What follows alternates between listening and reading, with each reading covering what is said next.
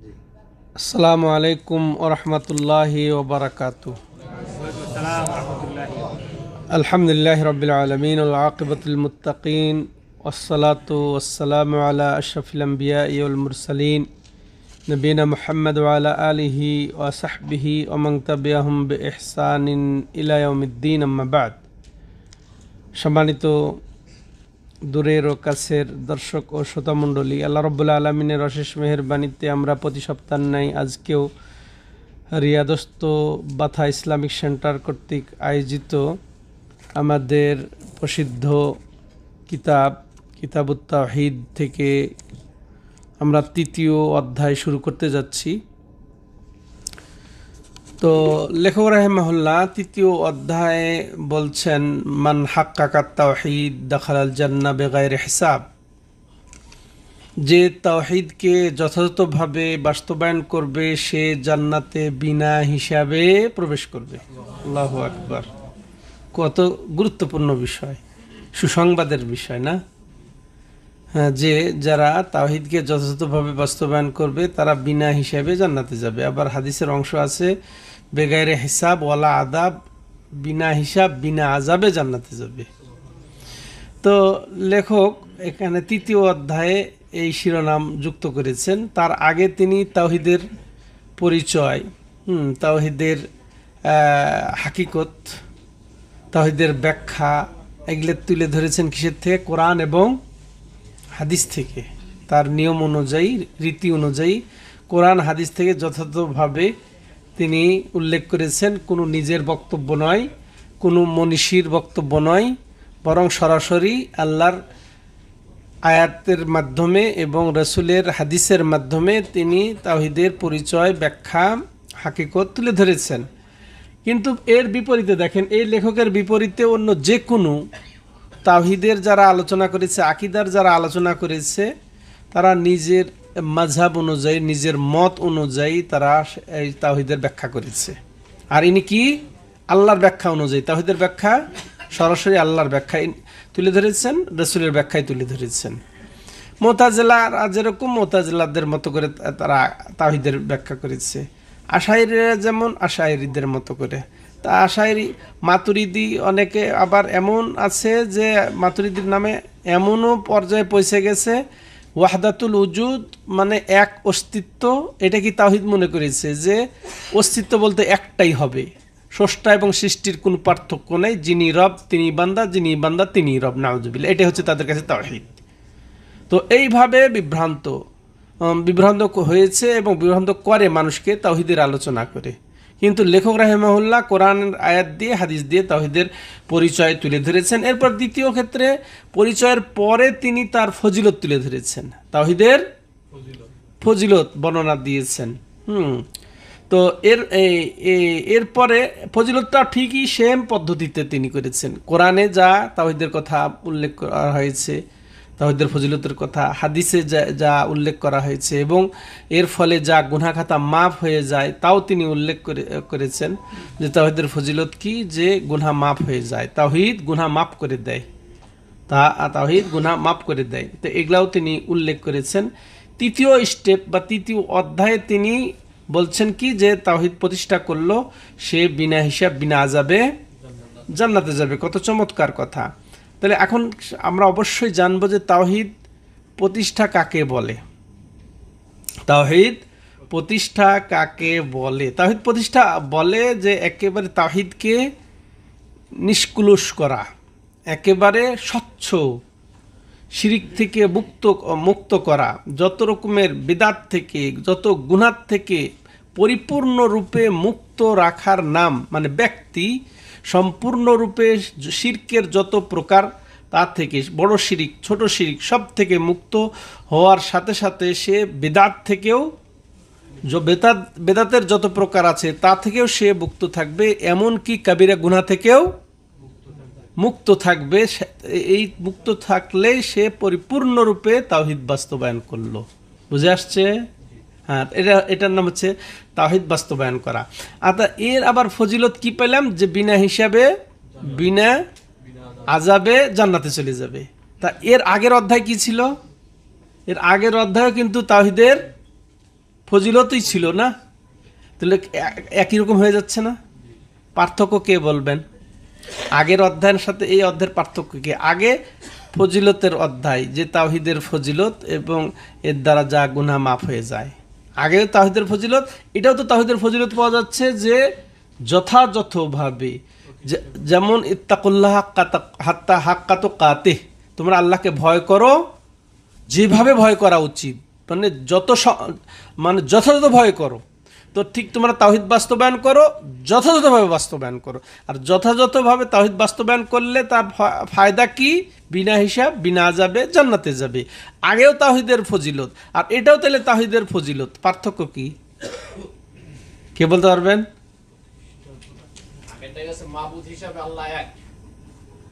না, তাওহীদের আমি পরিচয় জিজ্ঞাসা করি নাই, যে আগেও ফজিলত, এটাও ফজিলত। হ্যাঁ ঠিক আছে, এটাও ফজিলতের, যে বিনা হিসেবে বিনা আযাবে জান্নাতে, আগেরটাও ফজিলত ছিল। কিন্তু পার্থক্য হচ্ছে যে আগে যে অধ্যায়ে বলা হয়েছে যে শুধু শিরক থেকে সে মুক্ত হতে পারলে, হ্যাঁ, তার ফজিলত বর্ণনা করা হয়েছে। শুধু শিরক থেকে, বড় শিরক থেকে মুক্ত হওয়ার কি ফজিলত সেটা। আর এইটাতে শিরকের যত প্রকার, তার সাথে বেদাত, তার সাথে বড় গুনাহ, সব কিছু থেকে মুক্ত থাকলে, অর্থাৎ তাওহীদের পরিপূর্ণতা পরিপন্থী যত সব আছে সেগুলা, এবং তার সাথে তাওহীদ যে বিনষ্ট হয়ে যায়, তাওহীদ বিনষ্ট হয়ে যায় কিসের মাধ্যমে? বড় শিরিক, বড় কুফরি, বড় নেফাকের মাধ্যমে। তার সাথে তাওহীদ পরিপূর্ণতার পরিপন্থী হচ্ছে তাওহীদ অসম্পূর্ণ হয়ে যায়, তাওহীদ শূন্য হয়ে যায় না। এমন কি সেটা হচ্ছে কি ছোট শিরিক, বেদাত, হ্যাঁ, এবং অর্থাৎ ছোট বেদাত। আবার বড় বেদাত হইলে সেটাও তাওহীদ শূন্য হয়ে যায়।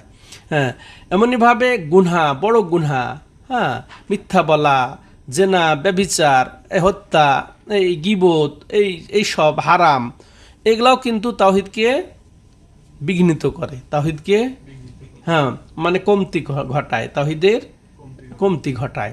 তো এগুলা সহজে বেঁচে থাকতে পারবে, সে বিনা হিসাবে জান্নাতে যাবে। পার্থক্য বুঝে আসলো?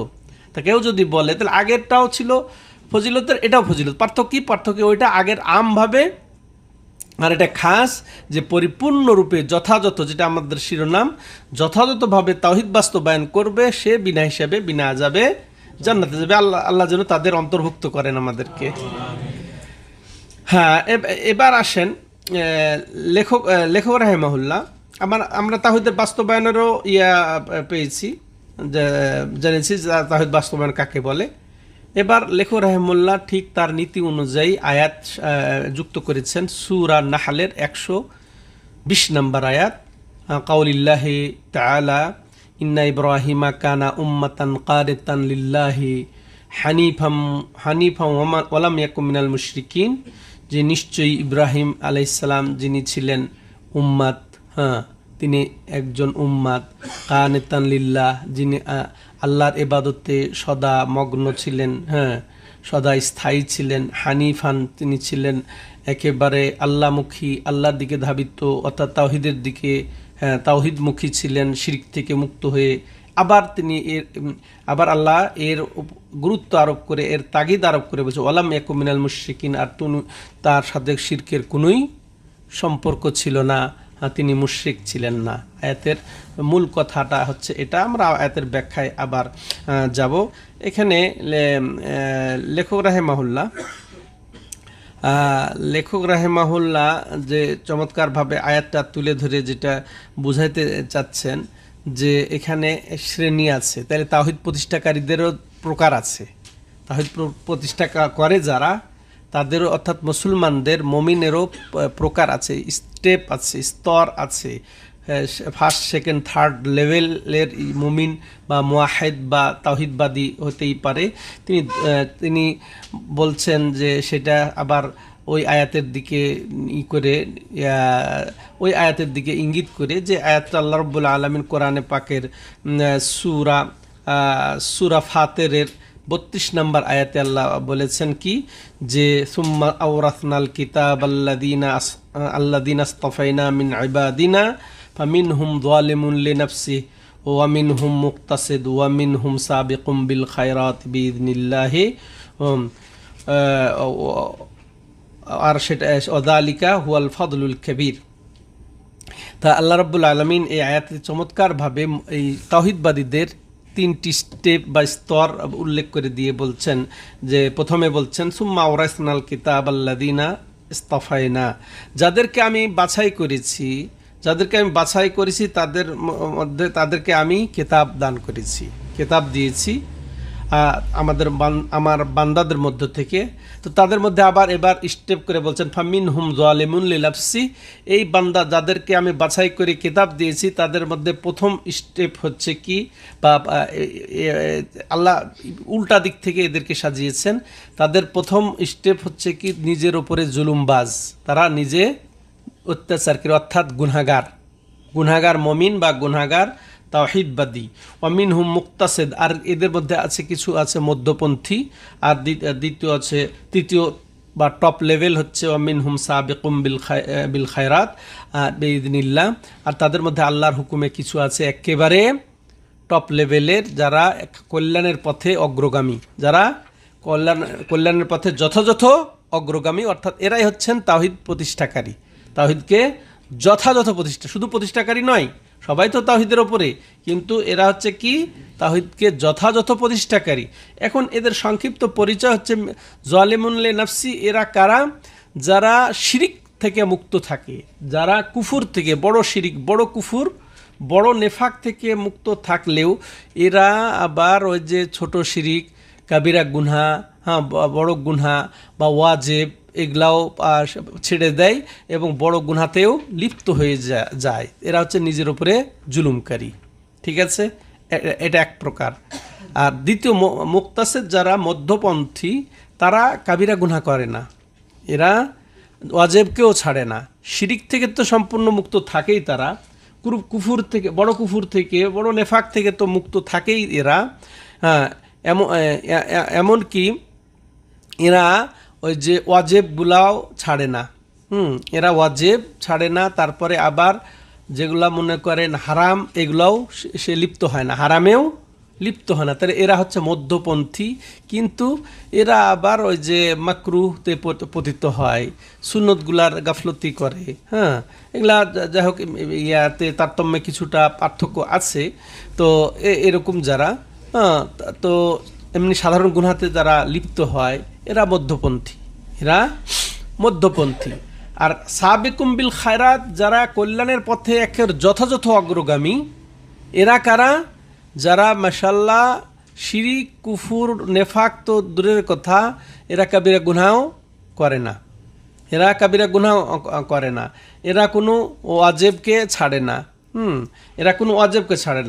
কোনো ওলামায়ে কেরাম বলেছেন এই দুই প্রকারই মধ্যপন্থী, এবং দুই প্রকারই এরা বিনা হিসেবে যেতে পারে। আর শেখ সালেহ ফাউজান হাফিজাহুল্লাহ উনি বলছেন যে না, শুধু টপ লেভেলের যারা যথাযথভাবে তাওহীদ বাস্তবায়নকারী, যারা তারাই হচ্ছেন এই সৌভাগ্যের অন্তর্ভুক্ত, যারা বিনা হিসাব, বিনা আযাবে যারা জান্নাতে যাবেন, আলহামদুলিল্লাহ। তো এবার আসেন আমরা এবার আয়াতের দিকে যাই সরাসরি। যে লেখক রাহিমাহুল্লাহ দলিল দিচ্ছেন যে ইন্না ইব্রাহিম, আমরা এই আয়াতের সংক্ষিপ্ত ব্যাখ্যা শুনেছি। ইব্রাহিম আলাইহিস সালাম এই আয়াতে একেবারে আমাদের আলোচ্য বিষয় বা তিনি চরিত্রের অধিকারী। সেই চরিত্র কি? যে তিনি তাওহীদ যথাযথ বাস্তবায়নকারীর ইমাম ছিলেন। ইব্রাহিম আলাইহিস সালাম তিনি ইমামুল মুহাক্কিকিন বিত তাওহীদ, মানে তাওহীদ প্রতিষ্ঠাকারীর ইমাম ছিলেন, যাকে আল্লাহ রাব্বুল আলামিন এমন সময় এই জমিনে পাঠিয়েছেন যখন শিরক একবার ছেয়ে গেছিল, যখন এই ভূমি অর্থাৎ পৃথিবী শিরকে ভরে গেছিল। আর সেটা কোন সময়? নমরুদের সময়।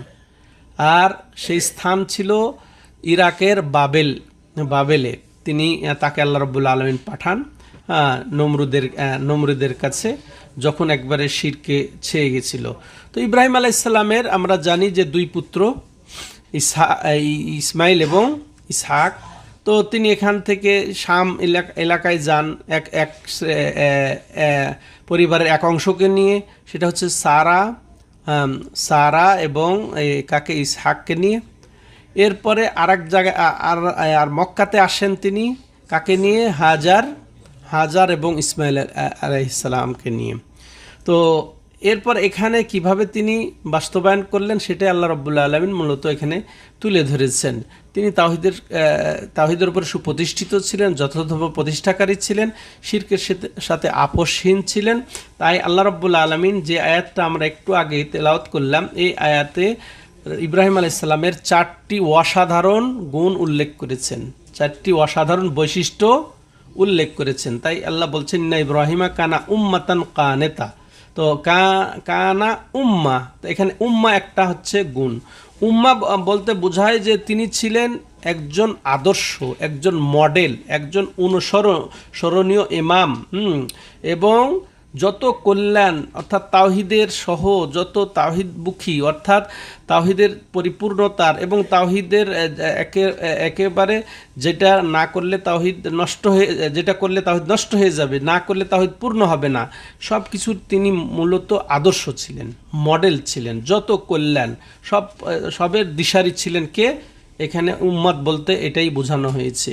এরপরে দ্বিতীয় গুণ আল্লাহ রাব্বুল আলামিন যেটা এখানে উল্লেখ করেছেন, কানেতান লিল্লাহ, তিনি ছিলেন একেবারে আল্লাহর জন্যে আনুগত্যশীল এবং কল্যাণের ওপরে সদা প্রতিষ্ঠিত। তিনি কখনো কল্যাণে থাকতেন আর কখনো থাকতেন না এমন নন, বরং সবসময় তিনি তাওহীদের ওপরে সুপ্রতিষ্ঠিত অর্থাৎ কল্যাণের ওপরে সুপ্রতিষ্ঠিত, আনুগত্যের ওপরে সুপ্রতিষ্ঠিত ছিলেন, তিনি সদা আনুগত্যশীল ছিলেন। এটা দ্বিতীয় গুণ।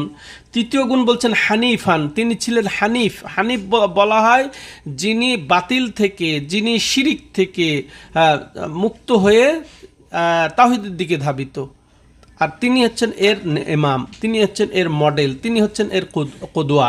তো সেই ইব্রাহিম আলাইহিস সালাম, তো তিনি এক কথায় তাওহীদ ছাড়া যত কিছু আছে সব বাতিল থেকে তিনি বিমুখ হয়ে একান্তই এককভাবে তাওহীদের ওপরে সুপ্রতিষ্ঠিত ছিলেন। তার নাম হচ্ছে হানিফ। তাহলে হানিফ যদি বলা হয়, হানিফের অর্থ কি? যে তাওহীদের ওপরে সুপ্রতিষ্ঠিত বা তাওহীদমুখী, আল্লাহমুখী যিনি হয়েছেন, যত বাতিল থেকে বিমুখ হয়ে বা শিরিক থেকে বিমুখ হয়ে, তিনি হচ্ছেন হানিফ। এবার দেখেন, এরপরে আবার আল্লাহ বলছেন ওয়ালাম ইয়াকু মিনাল মুশরিকিন, আর তিনি মুশরিকদের অন্তর্ভুক্ত ছিলেন না। হ্যাঁ, তাহলে তিনি এইটাই তো গুণ যথেষ্ট ছিল হানিফ। কিন্তু আবার আল্লাহ রাব্বুল আলামিন ওর উপরে গুরুত্ব আরোপ করে বলছেন আগের বৈশিষ্ট্যের আরও তিনি ওটাকে গুরুত্ব দিয়ে বলছেন যে তিনি কখনো শিরকের সাথে আপোষকারী ছিলেন না, অর্থাৎ শিরক থেকে বিচ্ছিন্ন ছিলেন। শিরিককারী এবং শিরক থেকে সম্পূর্ণরূপে বিচ্ছিন্ন ছিলেন। সেই শিরিককারীরা তার বাবা হলেও তিনি খাতির করেন নাই, যেটা একটু গত আলোচনায় বলেছিলেন। আজরকেও তিনি প্রত্যাখ্যান করেছেন, তার বাবা আজরকেও প্রত্যাখ্যান করেছেন। তাহলে অর্থাৎ তাদের সাথে মহাব্বতকে ছিন্ন করেছেন, তাদের সাথে বন্ধুত্বকে ছিন্ন করেছেন, তাদের সাথে কোনো রকমের মায়া মহাব্বত রাখেন নাই। কিসের কারণে? শিরকের কারণে। এই জন্যে তিনি হানিফ হতে পেরেছেন, এই জন্যে তিনি হানিফ হতে পেরেছেন। আর এর ফলশ্রুতিতে আর রাসূলুল্লাহ সাল্লাল্লাহু আলাইহি ওয়াসাল্লাম বলেছেন যে মান তারাকা শাইয়ান লিল্লাহ আওয়াদাল্লাহু লাহু খায়রাম মিন, যে আল্লাহর জন্য কিছুকে ছেড়ে দিবে, এটা আমাদের জন্য শিক্ষা। তিনি দেখেন বাপকে ছেড়েছেন, আত্মীয় স্বজনকে ছেড়েছেন, তিনি তার বসতিকে ছেড়েছেন, কিন্তু এর বিনিময়ে আল্লাহ কি দিয়েছেন জানেন? যে তার বংশেই সম্পূর্ণ নবী পরবর্তীতে। হ্যাঁ, এটা কম বড় মর্যাদা। তো তিনি ওইটা ছাড়তে পেরেছেন। তো আমরা শিরিক কুফুর ছাড়তে পারবো না? হ্যাঁ, আমরা ওই যারা মুশরিক, যারা শিরকের সাথে আপোষ করে চলে, যারা এমনকি বেদাতের সাথে বড় বড় বেদাতের সাথে আপোষ করে চলে, সে বাপ হলেও তার সাথে খাতির নেই, অর্থাৎ আন্তরিকতা থাকবে না। এর অর্থ এই বোঝানো হচ্ছে না যে দুনিয়াবি তাদের সাথে লেনদেন বা দুনিয়াবি তাদের সাথে চলাফেরা, উঠা বসা, বা সে যদি আত্মীয় হয়, বাবা যদি হয়, তাহলে বাবার হক, দুনিয়াবি হক যেটা সেটা দিতে হবে। হ্যাঁ, তার কথা শোনা যাবে না, সে ইসলামের বিরুদ্ধে কিছু বললে সেটা মানা যাবে না। হ্যাঁ, কিন্তু দুনিয়াবি তার যেটা আচার আচরণের সে হক রাখে, তার ভরণ পোষণের সে হক রাখে। সেটা করতে হবে, কিন্তু আন্তরিকতা মহাব্বত সেটা হারাম করে দিয়েছেন আল্লাহ রাব্বুল আলামিন। হ্যাঁ, সেটা আল্লাহ, অতএব তাকে ভালোবাসা, আন্তরিকতা তার সাথে রাখা এটা হারাম, ওটা বাদ রাখতে হবে। সম্মানিত দর্শক ও শ্রোতা মণ্ডলী, তো ইব্রাহিম আলাইহিস সালাম এই নীতি রাখার ফলে তাকে আল্লাহ রাব্বুল আলামিন এত সম্মান দান করেছেন যে তার 2 সন্তানের মধ্যেই নবীদের সীমাবদ্ধ হয়ে গেছে। এবং ইসহাক আলাইহিস সালামের দেখেন কত, ইয়াকুব এবং বনি ইসরাইল যত ঈসা আলাইহিস সালাম পর্যন্ত সব তার বংশে। আবার একের সর্বশ্রেষ্ঠ নবী, সেরা নবী, হ্যাঁ, যার দ্বারা পুরা নবুয়ত রিসালতের আল্লাহ রাব্বুল আলামিন খতম করে দিয়েছেন, মোহর মেরে দিয়েছেন, সেই সেরা নবী মুহাম্মদুর রাসূলুল্লাহ সাল্লাল্লাহু আলাইহি সাল্লামেরও উনিও তিনি তার বংশেই এসেছেন। আর কি চাই? তো অলাম একু মিনাল মুশরিকিন, আর তিনি মুশরিকদের অন্তর্ভুক্ত ছিলেন না। এইভাবে আল্লাহ রাব্বুল আলামিন তার পরিচয় তুলে ধরলেন। তাহলে এখানে আল্লাহ রাব্বুল আলামিন এই আয়াতে সংক্ষেপে বলি কয়টা গুণ বর্ণনা দিয়েছেন, যে তিনি ছিলেন পরবর্তী মুসলমানদের জন্য মডেল, এমনকি আমাদের রাসূল সাল্লামের জন্যও তিনি আদর্শ। আল্লাহ রাব্বুল আলামিন তাকে নির্দেশ দিয়েছেন যে তুমি মিল্লাতে ইব্রাহিমের আনুগত্য করো, মিল্লাতে ইব্রাহিমের আনুগত্য করো, তুমি এবং তোমার উম্মতরা তার যেন আনুগত্য করে, এটাই আল্লাহ রাব্বুল আলামিন বলেছেন। তাহলে তিনি মডেল ছিলেন, আদর্শ ছিলেন, নমুনা ছিলেন, বা এখনও আমাদের সেই নমুনা আমরা ভিত্তিক চলি। তেমন দ্বিতীয় গুণ হচ্ছেন যে তিনি সর্ব অবস্থায় আল্লাহর আনুগত্যশীল ছিলেন। তৃতীয় যেটা হচ্ছে কি, যে তিনি আল্লাহমুখী ছিলেন, একেবারে শিরক থেকে মুক্ত হয়ে তিনি এক তাওহীদমুখী ছিলেন। হ্যাঁ, আর তার সাথে সাথে ওই তার মাঝে শিরক থেকে মুক্ত হইলেই ওর চতুর্থ গুণটা এসে যায়। এই আল্লাহ রাব্বুল আলামিন যেভাবে বলেছেন, এই আয়াত দিয়ে লেখক রাহিমাহুল্লাহ চমৎকারভাবে তাওহীদ যথাযথভাবে প্রতিষ্ঠাকারী, বাস্তবায়নকারী, সাব্যস্তকারী ইব্রাহিম আলাইহিস সালামের তুলে ধরে এটা মূলত আমাদেরকে শিক্ষা দেওয়ার জন্যে তিনি এটা করেছেন। অতএব আমাদেরকে এই গুণগুলা আনতে হবে এবং তাওহীদ প্রতিষ্ঠাকারী হতে হবে। এরপর দ্বিতীয় দলিল হিসেবে তিনি বলেছেন ওয়াল্লাযীনা হুম বিরাব্বিহিম লা ইউশরিকুন, সূরা মুমিনুনের 59 নম্বর আয়াত ইঙ্গিত দিয়ে তিনি এখানে আল্লাহ রাব্বুল আলামিন 4টা গুণ মুমিনদের বর্ণনা দিয়েছেন। কয়টা? 4টা গুণ। তার মধ্যে প্রথম গুণ হচ্ছে যে তারা আল্লাহকে তারা সদা ভয় করবে। আল্লাহর প্রতি তারা সব সময় ভয়ে থাকবে আল্লাহকে। দ্বিতীয় গুণ, তারা যে আল্লাহর আয়াতসমূহের প্রতি তারা বিশ্বাসী হবে। হ্যাঁ, আল্লাহর আয়াতের উপর বিশ্বাসী হবে। তৃতীয় এই যে এটা, যে তারা মূলত কোনো কিছুই শিরক করবে না, তাদের রবের সাথে কাউকে শরিক করবে না, কোনো কিছুকে শিরিক করবে না। আর চতুর্থ গুণ যেটা আল্লাহ রাব্বুল আলামিন বলেছেন, যে যা তাদেরকে দেওয়া হয়েছে সেটা তারা দান করবে, তারা ইবাদত করবে এবং তারপরেও আল্লাহকে তারা ভয় করবে। তো এটা এইভাবে গুণ আল্লাহ রাব্বুল আলামিন। তাহলে এখানে যে ওয়াল্লাযীনা হুম বিরাব্বিহিম লা ইউশরিকুন, আর ওরাই তারা যারা তাদের রবের সাথে কোনো কিছুকেই শিরিক করবে না, অর্থাৎ ছোট শিরিক থেকেও তারা মুক্ত, বড় শিরিক থেকেও মুক্ত, এইভাবে তাওহীদের করে। তাহলে এই আয়াত দুটির দ্বারা আমরা যেটা বুঝতে পারলাম, যে এখানে তাওহীদ প্রতিষ্ঠা যথাযথভাবে যেভাবে ইব্রাহিম আলাইহিস সালাম করেছেন এটা, আর দ্বিতীয় যে যত ধরনের শিরক থেকে মুক্ত হওয়াটাই মানে তাওহীদ যথাযথভাবে প্রতিষ্ঠা। এটা 2 আয়াত দিয়ে তিনি অধ্যায়কে সুসাব্যস্ত করেছেন, যে ব্যক্তি বিনা তাওহীদকে সুপ্রতিষ্ঠিত করবে বিনা হিসাব বিনা আযাবে জান্নাতে যাবে। এটা তাহলে আমরা বুঝতে পারলাম। আর কিতাবুত তাওহীদের সাথেও সম্পর্ক সরাসরি, এটাও আমরা বুঝতে পারলাম। এবার আসেন লেখক রাহিমাহুল্লাহ হাদিস তিনি এখানে উপস্থাপন করছেন তার দলিল হিসেবে। হাদিসটি একটু লম্বা, তো আমি পড়ে যাচ্ছি আর অর্থের দিকে অগ্রসর হচ্ছি। আন হুসাইন ইবনে আব্দুর রহমান قال, তো হুসাইন বিন আব্দুর রহমান, হুসাইন হচ্ছেন একজন প্রখ্যাত তাবেঈ। হুসাইন ইনি রাহিমাহুল্লাহ ইনি প্রখ্যাত তাবেঈ না, তাবেঈ যিনি ইমানের অবস্থায় কোনো তাবেঈকে দেখেছেন তিনি হচ্ছেন তাবেঈ। আর যিনি কোনো সাহাবীকে ইমানের অবস্থায় দেখেছেন, ইমানের অবস্থায় মৃত্যুবরণ করেছেন, তিনি হচ্ছেন তাবেঈ। অনুরূপভাবে যিনি নবী সাল্লাল্লাহু আলাইহি ওয়াসাল্লামকে ইমানের অবস্থায় দেখে মারা গেছেন তিনি হচ্ছেন সাহাবী। এটা হচ্ছে মূল কথা। তো হোসেন ইনি বর্ণনা করছেন, তিনি বলছেন কুনতু ইন্দা সাঈদ ইবনে জুবাইর। সাঈদ ইবনে জুবাইর ইনি প্রখ্যাত তাবি, হ্যাঁ ইনি প্রখ্যাত তাবি, বাশহুর তাবি, ফাকিহ তাবি সাঈদ ইবনে জুবাইর, যাকে হাজ্জাজ বিন ইউসুফ হত্যা করেছেন, হত্যা করেছে। তিনি 35 হিজরিতে তিনি শাহাদত বরণ করেন। 50 বছরও তার বয়স হয় নাই।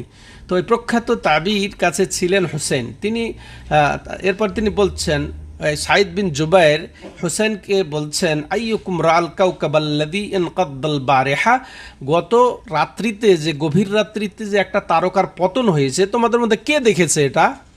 তো এই হোসেন বলছেন যে আমি বললাম যে আমি দেখেছি। এরপর আবার দেখেন, শুনেন কত চমৎকার কথা। তবে আমি বললাম, আম্মা ইন্নী লাম আকুন ফি সলাতিন ওয়ালাকিন্নী লুদিকতু, কিন্তু দেখেন আমি তো গভীর রাতের তারকার পতন দেখেছি, কিন্তু আমি কিন্তু এই সময় সলাতে ছিলাম না, সলাতরত তাহাজ্জুদরত ছিলাম না আমি। আপনি এটা ভুল বুঝবেন না, এটা ভুল সংশোধন করে দিচ্ছেন। আমাদের মতো হইলে বলতাম না আমি তো, হ্যাঁ ওই যে যখন উঠছি তখন দেখি যে এই অবস্থা। মানে তাহাজ্জুদ যে আমি পড়ি, এটা প্রচার করার জন্য কত আমরা আরও ঘটনা বানাই। হ্যাঁ, আর ওনাকে জিজ্ঞাসা করা হচ্ছে যে তারকাটা কে পতন দেখেছে, তো আমি দেখেছি এটা বললেই তো হয়ে যেত, তাই না? কিন্তু যাতে তার প্রতি ওই ধারণাটা না আসে যে উনি সলাতে ছিলেন এই জন্য দেখেছেন, বা সলাতের জন্য উঠেছেন, তিনি বলছেন যে দেখেন আমি কিন্তু সলাতে ছিলেন, কিন্তু আমি দংশিত হয়েছিলাম, অর্থাৎ আমাকে সাপে বা বিচ্ছুতে দংশন করেছিল। তখন সাঈদ বিন জুবাইর রাদিয়াল্লাহু তাআলা আনহু বলছেন যে ফামা সানাতা, তখন কি করেছিলে তুমি? তো আমার সাপে কাটলো, বিচ্ছুতে কাটলো, এতে কীভাবে কি চিকিৎসা করলে? তখন তো আর আমাদের এখনকার মতো চিকিৎসা ছিল না, তাই না? তো এটা বলারই কথা, কি করেছিলে? তখন এই হোসেন বলছেন যে আমি বললাম এর তাকাই তো আমি ঝাড়ফুঁক করিয়েছিলাম। তো কল, এবার সাঈদ বিন জুবাইর বলছেন ফামা হামালাকা আলা যালিক, এটা কে তোমাকে এটা করতে বলেছে? হ্যাঁ, তোমাকে কে করার জন্য এটা উৎসাহিত করলো? আমি বললাম হাদিসুন হাদ্দাসানা আশ-শু'বা, শাবি, শোবানা শাবি। তো বলছেন এমন হাদিস যেটা আমাদেরকে বর্ণনা দিয়েছেন শাবি, ইনিও একজন প্রখ্যাত তাবি। হ্যাঁ, ইনি একজন তাবি এবং ন্যায়পরায়ণ তাবি, যারা হাদিস গ্রহণযোগ্য এরকম তাবি। তো উনি আমাদেরকে বর্ণনা দিয়েছেন কল ওমা হাদ্দাসাকুম, আবার এই বলছেন সাঈদ ইবনে জুবাইর কি তোমাদেরকে বর্ণনা দিয়েছেন উনি? হ্যাঁ, শাবি কি বর্ণনা দিয়েছেন? কুলতু, হোসেন বলছেন আমি বললাম হাদ্দাসানা আন বুরাইদা ইবনে হুসাইব। হ্যাঁ, তো আমি বললাম যে আমাদেরকে ওই যে শাবি বর্ণনা দিয়েছেন, তিনি বুরাইদা নিয়ে একজন সাহাবি, বুরাইদা সাহাবি বিন হুসাইব সাহাবি থেকে বর্ণনা দিয়েছেন, আন্নাহু কল, তিনি বলেছেন লা রুকিয়া ইল্লা মিন আইনিন আও হুমা। হ্যাঁ, রুকিয়া ঝাড়ফুঁক কিন্তু করা যায় না, শুধু বদনজর লাগলে ঝাড়ফুঁক করবা, আর কি যদি কোনো কিছুতে দংশন করলে ঝাড়ফুঁক করবা, এটা বলেছেন শাবি। তো কল, এবার ওই যে সাঈদ বিন জুবাইর ওই ফকিহ তাবি, উনি বলছেন যে কাদ আহসানা মান তাহা ইলা মা সামিআ, যে এটা চমৎকার কথা, যে ঠিক ভালোটাই উত্তমটাই তোমরা করেছো যা শুনেছো, অর্থাৎ এলেমের প্রতি তোমরা আমল করেছো, এলেম তোমরা শুনে। হ্যাঁ, উনি হাদিসের উপরে আমল করেছো, এলেমের উপরে আমল করেছে। এখান থেকে আমাদের শিক্ষা নিতে হবে যে যা খুশি তাই তার উপরে আমল করা যাবে না। জাদুর উপরে আমল করা যাবে না, ওই যে ওঝার নিয়ে ঝাড়ার উপরে আমল করা যাবে না, যেটা প্রমাণ আছে শরীয়তে আছে সেটার উপর আমল করতে হবে। এটা আমাদের চরম শিক্ষা নিতে হবে। হুঁশ যেন না হারা হয়ে যায়, জাদুগ্রস্ত হলে বা সাপে কাটলে ওঝা নিয়ে ঝেড়ে নেওয়া, যারা এক জাদু দিয়ে ঝাড়ে, এটা যেন না হয়। বলছে যা তোমরা শুনেছো সেটার উপরে আমল করেছো। যাক, ওয়ালাকিন হাদ্দাসানা ইবনু আব্বাসিন আনিন নবী সাল্লাল্লাহু আলাইহি ওয়াসাল্লাম, তবে শুনো ইবনু আব্বাসকে, আব্দুল্লাহ ইবনে আব্বাস, ইনি রাসূল সাল্লামের চাচাতো ভাই, প্রখ্যাত জলিলুল কদর সাহাবি এবং তুরজুমানুল কুরআন ও হিব্রুল উম্মাহ, তিনি সবচেয়ে বড় তাফসিরবিদ ছিলেন সাহাবাদের মধ্যে। হ্যাঁ, তাফসিরের সবচেয়ে পারদর্শী ছিলেন তিনি হচ্ছেন আব্দুল্লাহ ইবনে আব্বাস। ইনি তাইফে মৃত্যুবরণ করেছেন, ওখানে দেখবেন জামে আব্দুল্লাহ ইবনে আব্বাস আছে। হ্যাঁ, যারা গেছেন দেখেছেন। তো ওখানে তিনি মৃত্যুবরণ করেছেন। তো এটা কত 68 হিজরিতে তার মৃত্যুবরণ হয়েছে। তো তিনি অর্থাৎ সাইদ ইবনে জুবাইর বলছেন, তবে আমরা শুনেছি আব্দুল্লাহ ইবনে আব্বাসের কাছে একটা হাদিস শুনেছি, সেটা শোনো। তিনি নবী সাল্লাল্লাহু আলাইহি ওয়াসাল্লাম থেকে বর্ণনা দিয়েছেন, ক্বাল উরিদাত আলাইয়াল উমামু। এই যে এই জায়গাতে আমাদের এই আলোচ্য বিষয়ের সাথে সম্পর্ক, ভালো করে শুনবেন। যে তিনি বলছেন, অর্থাৎ রাসূল সাল্লাল্লাহু আলাইহি ওয়াসাল্লাম বলছেন যে আমার সামনে বহু উম্মতকে আনা হলো, পেশ করা হলো, আমার সামনে দিয়ে বহু দলে দলে উম্মত অতিবাহিত হচ্ছে। ফারাইতুন নবিয়া ও মাহু আর রাহাত। তো আমি দেখলাম যে এমনও নবী যার সাথে 10 জন, 10 জন কাছাকাছি। ওয়ান নবী ও মাহুর রাজুল ওয়ার রাজুলান, এমনও নবী যাচ্ছে আমার সামনে দিয়ে যার সাথে 1 জন 2 জন। ওয়ান নবী লাইসা মাহু আহাদ, এমনও নবী অতিবাহিত হয়ে যাচ্ছে আমাদের সাথে, আমার সামনে দিয়ে যার সাথে 1 জনও নাই। দেখেন 1 জনও হেদায়েত পায় নাই। তেমন নূহ আলাইহিস সালাম 950 বছর হেদায়েত করেছেন, হ্যাঁ না, দাওয়াত দিয়েছেন। তো এখান থেকে আমাদের উদ্দেশ্য একামতের দিন অর্থ এই নয় যে ক্ষমতা যেতে হবে। দাওয়াত দিয়ে যান, একজনও যদি আপনার দাওয়াত না কবুল করে, ক্লিয়ার হয়েছে? দাওয়াতের এটা একামতের দিন যদি আপনার পাঠ নিয়ে নেন যে ক্ষমতায় যেতে হবে, তাহলে এইটা কি, এই নবীগুলা কি করেছেন? তাহলে আল্লাহ পাকড়াও করতেন না? আমাদের ভাষায় যদি একামতের দিন মানে শাসনে যাইয়া তারপরে সব কিছু করো, তাহলে তো এই নবীদেরকে আল্লাহ পাকড়াও করতেন। কিন্তু পাকড়াও করবেন কি? না, করবেন না, কারণ তারা তাদের দায়িত্ব পূর্ণ মাত্রায় পালন করেছেন। তারপরে একজন হেদায়েত পায় নাই, ওটা আল্লাহ দেন নাই। তো কাজে আমাদেরকে তাওহীদের দাওয়াত দিয়ে যেতে হবে। দিনের দাওয়াত, দিনের দাওয়াত বলতে কি আপনাদেরকে জিজ্ঞাসা করি, আপনারা শুনেছেন এই মজলিসে। দিন বলতে কাকে বুঝায়? দিন বলতে পরিপূর্ণ দিন কাকে বলে? হাদিসে জিবরিল কি আছে? হ্যাঁ, হাদিসে জিবরিলের দিন কাকে বোঝানো হয়েছে?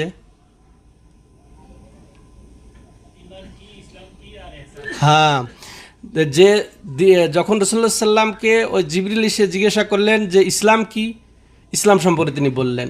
ঈমান কি, ঈমান সম্পর্কে তিনি বললেন।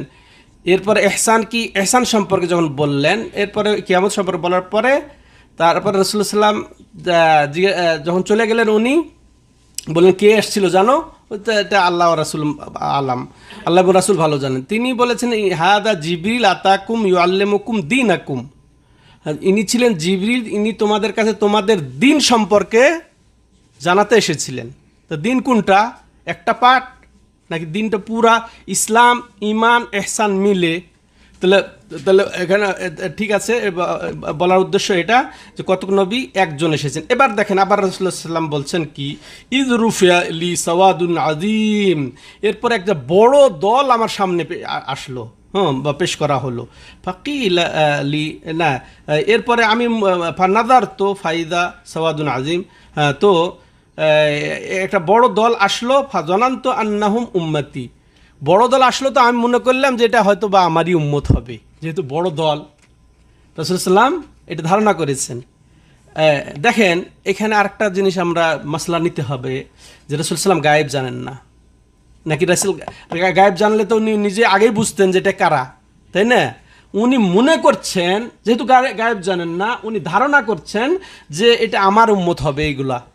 এরপর ফাকিলা লিহাদা মূসা ওয়া কওমু, এইটা হচ্ছে মূসা এবং মূসার দল, বুঝে আসছে। ওয়া কওমু ফানাযারতু ফাইদা সাওয়াদুন আযীম, এরপর আবার আমি দেখলাম, তো দেখছি যে আরেক বড় দল, আরেকটি বড় দল। ফাকিলা লিহাদিহি উম্মাতুক ওয়া মা, এইটাই হচ্ছে তোমার উম্মত, বুঝে আসলো? এবার দেখেন এইখানে হচ্ছে আমাদের খেলা। ওয়া মাহুম সাবউনা আলফান ইয়াদখুলুনাল জান্নাতা বিগাইরি হিসাবিন ওয়ালা আযাব, এই তোমার উম্মত, এদের মধ্যে এমন 70 জন হবেন যারা বিনা হিসাব বিনা আযাবে জান্নাতে যাবে। চিন্তা করেছেন?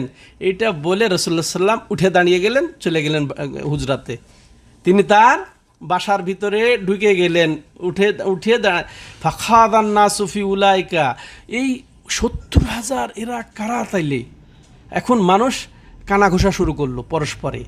কেউ বলছেন কি যে এরা হবে তারাই যারা সার্বক্ষণিক রাসূলুল্লাহ সাল্লামের সাথে থাকে, এরা ছাড়া আর কারা হবে? আর কেউ বলছে যে না, যারা জন্মসূত্রে একের মুসলিম, যারা মুসলিম ঘরে জন্ম নিয়েছে, যারা কখনো শিরক করে নাই, এরাই হবে তারা। কিন্তু আমরা তো অনেকে আছি যে মুসলমান হয়েছি পরে, তার আগে তো কত কি করলাম। ঠিক আছে, এদের এই ধারণা। তো এটা বলছে ফালাম ইশরিকুবিল্লাহ, যারা কখনো কারোর সাথে আল্লাহকে শিরক করে নাই। ওয়াযাকারু আশিয়া, কেউ কি বলতে থাকলো। ফাখারাজ রাসূলুল্লাহ সাল্লাল্লাহু আলাইহি ওয়াসাল্লাম, এরপর রাসূলুল্লাহ সাল্লাল্লাহু আলাইহি ওয়াসাল্লাম আবার ঘর থেকে বের হয়ে আসলেন। ফাখবারুহু ফাকাল, এরপরে সাহাবাগণ রাসূল সাল্লামকে বললেন যে এই ঘটনা আপনি তো বলে চলে গেলেন যে 70,000 ফেরেশতা বিনা 70,000 তোমার উম্মতের মধ্যে জান্নাতে যাবে বিনা হিসাব বিনা আযাবে, এখন কারা হব আমরা, এটা নিয়ে তো আমরা এই ঘটনা। তো এরপর রাসূলুল্লাহ সাল্লাম বলছেন হুমুল্লাযীনা লা ইস্তারকুন, হিসাব করেন, লা ইস্তারকুন ওয়ালা ইয়াক্তাউন ওয়ালা ইয়াতাতায়্যারুন ওয়া আলা রাব্বিহিম ইয়াতাওয়াক্কালুন, ওরা তো তারাই হবে। কে? এবার ভালো করে এই তিনটা জিনিস আমাদেরকে ছেড়ে দিতে হবে। ওরা তারাই যারা তন্ত্রমন্ত্র করায় না, ঝাড়ফুঁক করায় না, ওয়ালা ইয়াক্তাউন, যারা দাগ দেওয়ায় না, হ্যাঁ, ওয়ালা ইয়াতাতায়্যারুন, যারা কুলক্ষণ নির্ণয় করে না, ওয়ালা রব্বিহিম ইয়াতাওয়াক্কালুন, বলে এগুলা না করে বরং তারা একমাত্র আল্লাহর উপরেই ভরসা করে। এরাই হবে কি ওই সৌভাগ্যবানদের অন্যতম 70 জন। হ্যাঁ, তো 70,000। এখন এখানে ব্যাখ্যার বিষয় আছে যে তারা কারা। প্রথম ওদের গুণ বর্ণনা করলেন রাসূলুল্লাহ সাল্লাল্লাহু আলাইহি ওয়াসাল্লাম যে লা ইস্তারকুন, অর্থাৎ তারা রুকিয়া করে না। রুকিয়া গায়ের শারঈয়া, ওটা তো নিষেধই, জাদুর মাধ্যমে তন্ত্রমন্ত্র দিয়ে এটা তো নিষেধ। কিন্তু শরঈয়া অর্থাৎ কোরআনের আয়াত দিয়ে হাদিস দিয়ে হলেও এটাও এরা করায় না অন্যকে দিয়ে।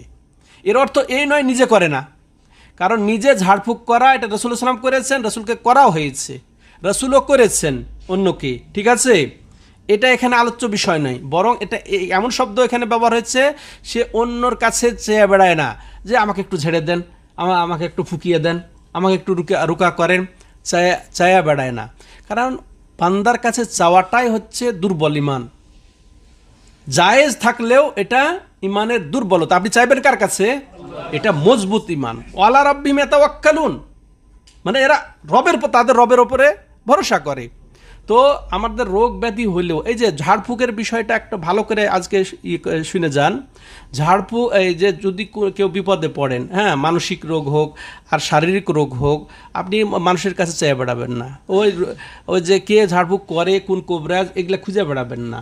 আপনি সূরা ফাতিহাটা মুখস্থ নেই, অর্থ জানেন না, আয়াতুল কুরসি জানা নেই, অর্থ জানবেন। সূরা বাকারা শেষ 2 আয়াত, 3 কুল, হ্যাঁ, এগুলা ভালো করে অর্থ জানবেন, বুঝবেন, ব্যাখ্যা সহ বুঝবেন। আরও আউযু বিকালিমাতিল্লাহি তাম্মাতি মিন শাররি মা খালাক, বিসমিল্লাহিল লা ইয়াদুররু মা ইসমিহি শাইউন ফিল আরদি ওয়ালা ফিস সামাই ওয়া হুয়াস সামিউল আলিম। এগুলা ভালো করে জানবেন, মুখস্থ করবেন এবং অর্থ বুঝবেন। হ্যাঁ, এরপরে নিজেকে ঝাড়বেন, এর চেয়ে আর উত্তম কিছু হয় না। তাহলে এটা এর বিরোধী নয়, বুঝতে পেরেছেন? কিন্তু যখন চেয়ে বেড়াবেন ওটা ইমানের দুর্বলতা। জায়েজ আছে, কিন্তু হয়তো এটা মাকরু। ওলামায়ে কেরাম বলেছেন এটা মাকরু, এই চেয়ে বেড়াটা এটা মাকরু। বরং আপনি আল্লাহর কাছে চান। এগুলা চাওয়া মানে আল্লাহর কালাম, আল্লাহ এটা দিয়েছেন, এটা রাসূলুল্লাহ সাল্লাল্লাহু আলাইহি ওয়াসাল্লাম শিখিয়ে দিয়েছেন। তো এটার পরেও আপনি এদিক ওদিক দৌড়ান কি জন্যে? ঠিক আছে, তাহলে প্রথম গুণ হচ্ছে তারা এই ঝাড়ফুঁক চেয়ে বেড়ায় না। তারপরে ওয়ালা ইয়াক্তাউন, এবং দাগ লাগানো, আগুনের দাগ লাগিয়ে চিকিৎসা করা, এটা চিকিৎসা করা, এটা বৈধতা আছে, তারপরেও মাকরু। ঠিক আছে, দুইটা কারণে মাকরু। একটা হচ্ছে আগুন দিয়ে, এটা কষ্টও হয়, আর একটা হচ্ছে ওই যে আবার নিজে করলে জায়েজ এবং অপর থেকে করলে এটা মাকরু। এটা অপর থেকে করে নিলে এটাও মাকরু। এটাও যারা করে না, ওয়ালা ইয়াতাতায়্যারুন, এবং তারা কুলক্ষণ নির্ণয় করে না। পাখি উড়িয়ে যে বাড়ি থেকে বের হবে আর লক্ষণ নির্ণয় করবে, যদি ডান দিকে যায় তাহলে ঠিক আছে, বাম দিকে গেলে সারি সর্বনাশ।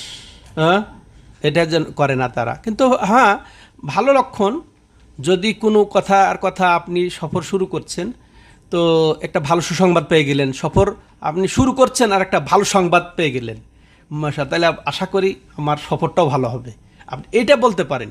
কিন্তু এর বিপরীত খারাপ সংবাদ পেয়ে গেলেন, খারাপ লোক দেখে, বিকলাঙ্গ লোক দেখে গেলেন, পেঁচা দেখে নিলেন, এইগুলা তো আমাদের সমাজে একেবারে অহরহ। এ রে বের হইতে পেঁচা দেখলাম, পেঁচার মুখ দেখলাম, কানার মুখ দেখলাম, ভিক্ষুকের মুখ দেখলাম, হ্যাঁ, ফকিন্নি দেখে ফেললাম, এগুলা হচ্ছে আমাদের ভাষা। হ্যাঁ, তো এগুলা হচ্ছে এগুলা এগুলা নিষেধ, এগুলা যেন করে না। তো এই কুলক্ষণ নির্ণয় করে না এরা। বলা বরং কি করে তারা তাদের রবের উপরে ভরসা করে। তাহলে এই গুণান্বিত হলে তারা ওই 70,000-এর অন্তর্ভুক্ত হয়ে যাবে। এর ফাকামা, এই কথা শোনা মাত্রই ওকাশা ইবনু মেহসান, হ্যাঁ, মাশাআল্লাহ একজন প্রসিদ্ধ সাহাবী, ইনি বদর যুদ্ধে শরীক হয়েছেন এবং রিদ্দার যুদ্ধে, হ্যাঁ, তিনি শহীদ হয়েছেন।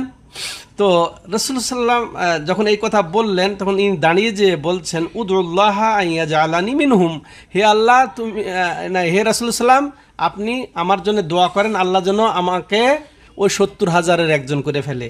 তো রাসূলুল্লাহ সাল্লাম বললেন, আনতা মিনহুম, তুমি তাদেরই, তুমি 70,000-এরই একজন।